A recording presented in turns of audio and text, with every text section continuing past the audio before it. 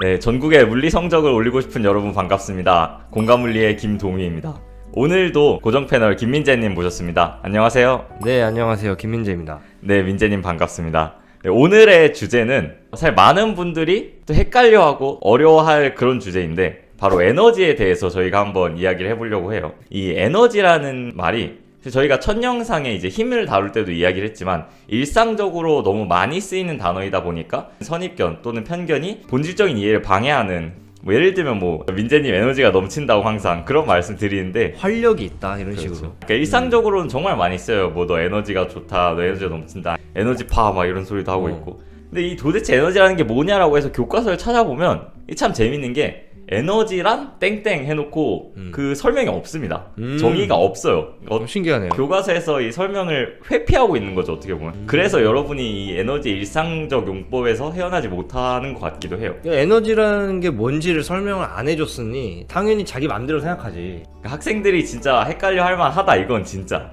그래서 이제 우리가 에너지라는 말이, 그러니까 물리학에서 에너지라는 개념이 어떻게 등장했는지를 좀 알아볼 필요가 있어요. 그래서 민재님이 이제 한번 쭉 에너지의 탄생 배경에 대해서 기깔나게 풀어주시면 좋을 것 같아요. 이렇게 생각하기가 쉬워요. 학생들 입장에서. 사실은 에너지라는 게 원래 있는 개념이고 우리는 이제 그거를 받아들이는 식으로 교육을 받잖아요. 네. 혹자는 이걸 주의식 교육이라 부르기로 하고, 네. 아무튼 간에 우리가 원래 이런 에너지라는 게 있다, 이런 에너지라는 게 있다. 예를 들면 운동 에너지는 2분의 1 mv 제곱이라는 거다, 위치 에너지는 mgh라는 거다, 이런 식으로 원래 뭔가 있다 생각하고 받아들이잖아요. 근데 사실 실제로는 에너지라는 게 그런 식으로 탄생을 한 게 아니겠죠. 단어의 탄생은. 그렇죠. 우리가 이거라고 부르기로 하자라고 합의를 한 건데, 그 과정에 대해서 제가 한번 소설을 써보겠습니다. 실제 이런 일이 있었던 건 아니에요. 작가 김민재입니다. 자, 어떤 일이 있었냐? 옛날 과학자들, 이제 옛날 물리학자들, 이 사람들은 뭘 하고 싶어 했냐면, 이 물체를 내가 이제 여기서 이렇게 위로 던지잖아요. 네. 그러면 어떤 일이 발생하냐 하면, 올라가면서 속도가 줄어들죠.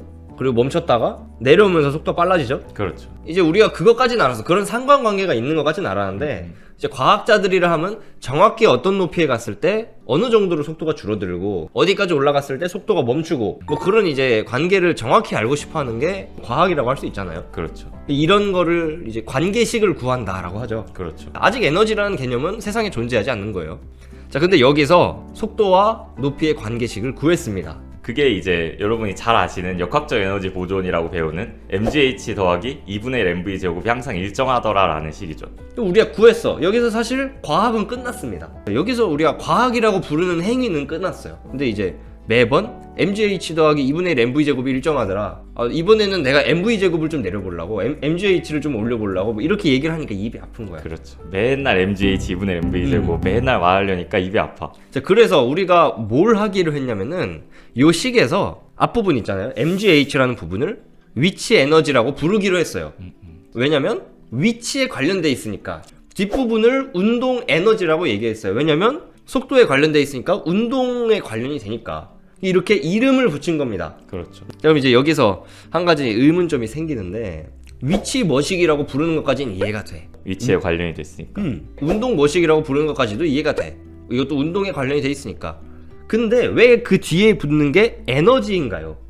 요거를 알게 되면 에너지라는 단어의 뜻을 알게 된다고 할 수 있는 거겠죠. 그렇죠. 여기서 왜 에너지라는 단어를 뒤에 썼냐면은, 이거는 원래 무슨 뜻이 있어서 그걸 가져온 게 아니라 그 이름을 붙일 때 만들어진 단어입니다. 그렇습니다. 동희 씨도 어머님이 이름을 지어주셨을 거 아니에요? 아니면 아버님일 그쵸. 수도 있고. 네. 어떤 뜻이 있으시죠? 제 이름은 이제 동력 동자에 네. 빛날 휘를 써서 태양이다. 동쪽에서 빛이 나는 태양이다, 이런 거지만은 사실은 이제 그게 중요한 게 아니죠. 그렇죠. 포인트는 얘가 태어났는데 누구는 얘를 타일러라고 부르고 누구는 얘를 동희라고 부르고, 그럼 이제 의미가 없단 말이야, 이름이라는 게. 그래서 아무런 의미 없는 그 발음에다가 합의를 한 거예요. 그 동휘라는 발음을 얘를 지칭하는 걸로 우리 합의하자. 그 발음에 합의했다는 것 자체가 중요한 건데, 여기서는 그 이름이 에너지라는 발음인 겁니다. 그래서 우리가 교과서에 없는 설명을 한 줄 써보면 좋을 것 같아요. 에너지란 무엇인가? 에너지라는 게 결국 원래 없던 개념을 우리가 위치 에너지 그리고 운동 에너지라는 이름을 붙여준 거거든요. 그러면 결국 에너지란 무엇이냐라고 우리가 역으로 이렇게 유추해 볼 수가 있어요. 위치 에너지랑 운동 에너지를 더했더니 일정하더라. 그러면 에너지라는 건 뭐냐? 뭐 무슨 에너지들이 있어. 위치 에너지, 운동 에너지, 뭐 열 에너지도 있고 탄성 에너지도 있을 수 있고 그런 무슨 에너지를 다 더했을 때 보존되는 게 에너지더라. 보존이 되기 때문에 의미가 있는 겁니다. 근본적으로 보존을 시키기 위해서 만든 양이기 때문에 그래서 에너지란 무엇이냐라고 했을 때 에너지는 그냥 보존되는 것이다 라고 얘기하면 그게 에너지에 대한 설명이 되는 거죠. 그 이름이 아무런 의미가 없는 에너지라는 발음이다. 근데 이제 우리는 대부분 나도 그렇고 동희 씨도 그렇고 에너지라는 단어보다 늦게 태어났으니까 그렇죠. 에너지라는 게 원래 무슨 막 뜻이 있는 것처럼 생각을 하는 거야. 근데 아니 그냥 그렇게 부르기를 한 거에 불과하다. 그러면 이제 에너지는 그냥 보존되는 거야 라고 이렇게 얘기를 해놨는데 제가 뭐 민재님한테 문제를 하나 내볼게요. 네. 제가 이렇게 여기서 페트병을 떨어뜨립니다. 네. 그럼 얘가 떨어지는 도중에는 포텐셜 에너지가 운동 에너지로 전환이 되죠. 그러면 속력이 빨라지고 그래서 에너지 보존에 문제가 없는 것처럼 보여요. 그런데 얘가 책상에 떨어지고 난 다음에는 포텐셜 에너지도 없고 운동 에너지도 없죠. 그러면 이 상황은 에너지가 보존된 것이 아니지 않냐. 원래는 둘 다 0이 아니었는데 위치 에너지와 운동 에너지가 둘 다 0이 되는 순간이 있기 때문에 보존이 안 된 거다. 두 가지 방법이 있습니다. 첫 번째는 뭐냐면 이러한 현상을 관찰하고 나서 그러기 때문에 우리가 앞에서 관찰한 역학적 에너지 보존이라는 개념은 틀렸다. 사실 틀린 게 맞죠. 초창기 과학자들은 페트병이 떨어지면서 운동 에너지와 위치 에너지가 더했을 때 보존되는 걸 자체를 에너지 보존이라고 불렀을 거예요. 그렇죠. 근데 이제 그게 보존되지 않는 케이스를 발견을 하는 순간 누군가는 이렇게 얘기를 할 수 있습니다. 에너지는 보존되지 않는다 사실. 왜냐하면 땅에 떨어지고 나면 둘 다 0이 되기 때문에. 근데 이제 다른 관점으로 보자면은 이렇게 얘기를 할 수 있어요. 이게 만약에 떨어졌는데 운동 에너지랑 위치 에너지 둘 다 0이 됐어. 근데 우리가 에너지라는 이름을 만든 이유 자체가 뭐 실제 뭔가 존재해서 얘가 다 더했을 때 일정한가를 보기 위한 게 아니라 일정하다고 식을 만들면 편하니까 만든 이름이잖아요. 그렇죠. 그렇기 때문에 그럼 여기다가 뭔가 딴 것까지 더하면 늘 일정한 거를 찾아볼까? 고등학교 과정에서 배우지 않지만 한 가지 예시를 드리자면은 떨어뜨려 볼까요? 네.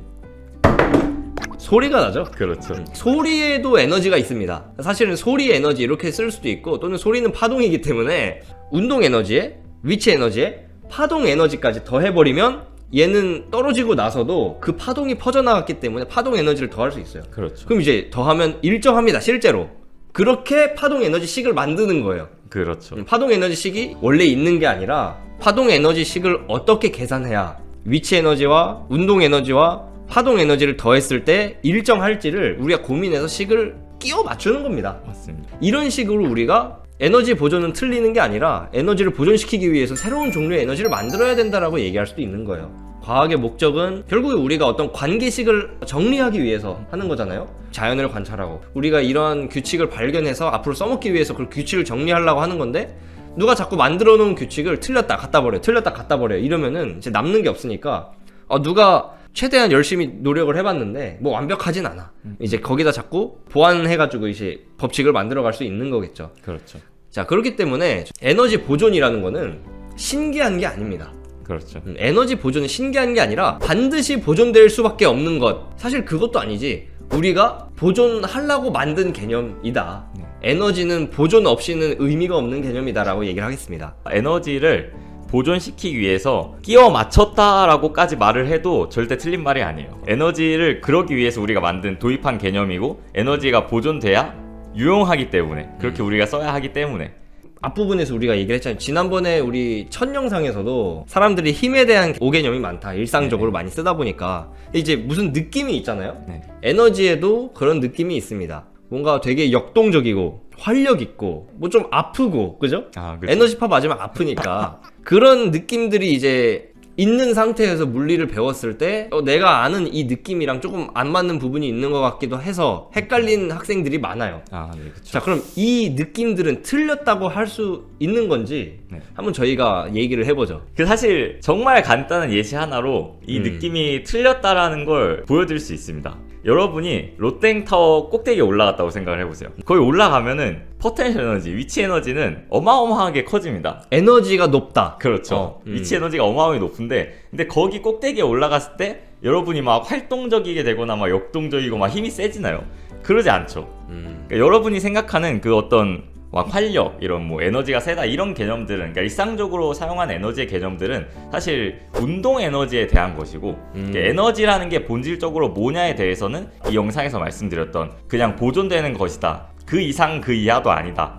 그렇게 받아들이시면 좋을 것 같습니다. 원래 에너지에 대해서 갖고 있는 인식이 이렇게 돼야 된다는 거지. 롯데타워 꼭대기에 올라갔는데 내가 거기 가만히 서 있어. 근데 이제 나는 에너제틱하다라고 느껴야 되는 거예요. 아, 그렇죠. 그게 원래는 진짜 에너지다. 근데 아무도 그렇게 생각 안 하잖아. 네. 그러니까 이제 원래 갖고 있는 활력 있고 역동적이고 그런 느낌은 운동 에너지에 해당이 된다. 뭐 예를 들자면 에너지파 있잖아요. 네. 에너지파는 이제 파동 에너지겠지? 네, 그렇죠. 파동 에너지야. 근데 파동 에너지가 왜 아프냐면 파동을 쐈잖아요. 이제 파동이 이렇게 내 살갗으로 들어온다고. 전자기파라고 합시다. 네. 전자기파가 내 살에 닿으면 내 살에 있는 전자들을 막 진동을 시켜요. 전자들이 내 살갗을 뚫고 막 움직이겠지? 네. 그래서 아픈 거예요. 그렇죠. 근데 이 과정에서 파동 에너지가 내 전자의 운동 에너지로 바뀌어서 아픈 겁니다. 우리가 그러니까 알고 있는 에너지에 대한 느낌은 대체로 운동 에너지에 해당이 된다. 이제 힘, 에너지 이런 단어들의 공통점이 뭐냐면 일상적으로 쓰는 단어들이라는 거예요. 근데 이 물리학 교과서를 펼쳐보지 않은 채로 배우는 단어들이잖아요. 엄마한테 배우는 단어야, 엄마한테. 그래서 근데 문제인 거야. 왜냐면 엄마는 물리학 전공자가 아니기 때문에 그냥 사회적인 의미로 가르친다고. 네. 그렇기 때문에 저희가 다음번에는 한번 일이라던가 그런 단어도 있죠. 운동량? 그렇죠. 운동의 양이래. 꼴랑 MV 주제에 너무 그 거창한 이름을 갖고 있어. 운동량. 뭐 본인이 운동을 다 대표하는 뭐 그렇죠. 그런 느낌이야, 이름이. 내가 이 운동을 진짜 나타낸다. 그래서 그런 단어들에 대해서 저희가 한번 5개념을 부셔가는 느낌으로 앞으로도 주제를 선정해 보면 좋지 않을까 생각을 합니다. 네, 오늘 뭐 에너지에 대해서 사실 저는 좀 과감하게 얘기하자면 사실 전공자들도 조금 헷갈려하는 그런 어떤 에너지에 대한 좀 5개념을 저희가 부서들었다고 생각을 하는데 오늘 영상은 이쯤에서 마무리하도록 하고 민재님 뭐 마지막 한마디 하실까요? 매번 이제 한마디 해야 되는 건가요? 네. 네, 공부 열심히 하세요. 네. 그 또 중간고사 기간이니까요. 저희도 이제 공부 더 열심히 하고 다음 영상으로 돌아오도록 하겠습니다. 네, 지금까지 공간물리의 김동휘, 김민재였습니다. 네, 감사합니다.